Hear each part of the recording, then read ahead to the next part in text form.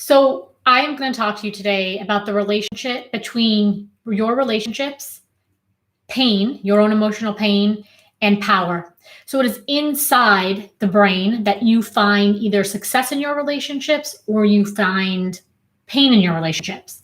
So, I am in the business of simplifying pain because I think when we get into a position of pain, when we get hurt, when we feel dismissed, when we feel unseen, when we feel humiliated, that is a very confusing situation for the brain. Okay. And when you are confused, you are not really in a position to figure things out, right? Your problem solving goes down, your emotional volatility skyrockets, you make poor decisions, you're not thinking clearly, you're kind of feeling frenzied. It can help to greatly simplify pain. And the truth is, there's really only two forms of pain in any relationship. Okay, so everything I think falls under these two categories of pain. You either experience the pain of suffocation or you experience the pain of abandonment. So at the extremes, right, it's I have a oftentimes unconscious fear inside of me that I am going to be suffocated by this relationship, or I have this core fear inside of me that I am going to be abandoned in this relationship.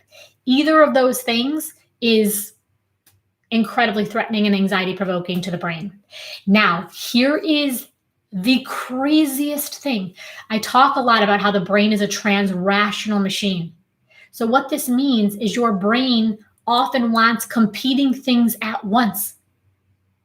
So, while it, of course, would be horrific to be suffocated, the upside of the suffocation is independence, right? So, the reason I don't want to be suffocated is because I want to sometimes be independent.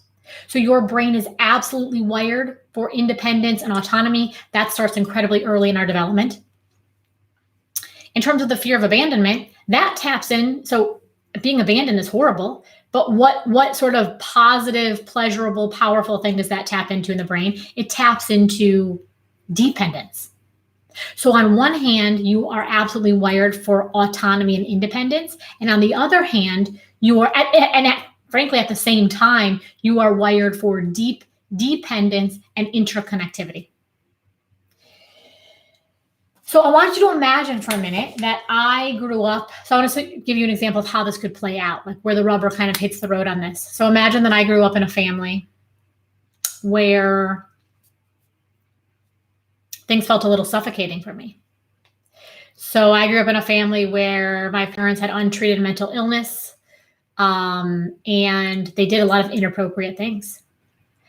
And what's important to understand here, and now we're getting into this idea of the intergenerational transmission of trauma.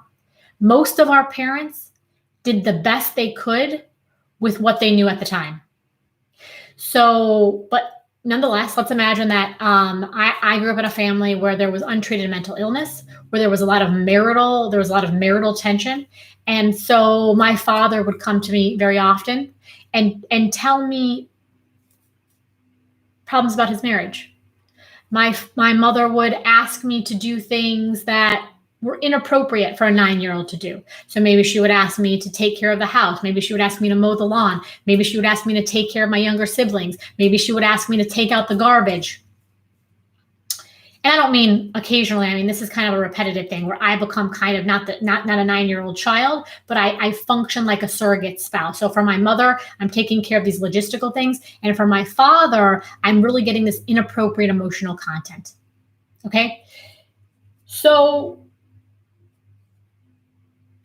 that's going to do something to my very, very early understanding, the core of the pattern formation of relationships.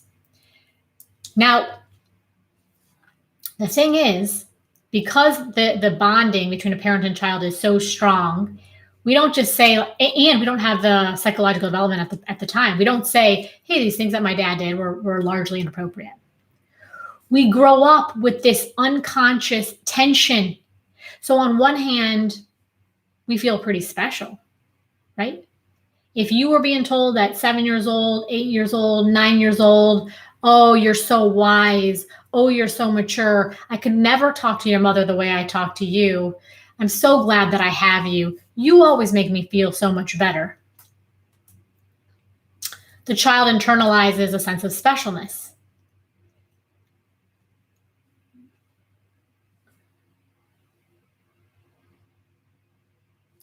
But this is going to create a lot of pain in my relationships over time too, because then I'm going to start to think it creates a barrier between my ability to have actual intimacy as an adult.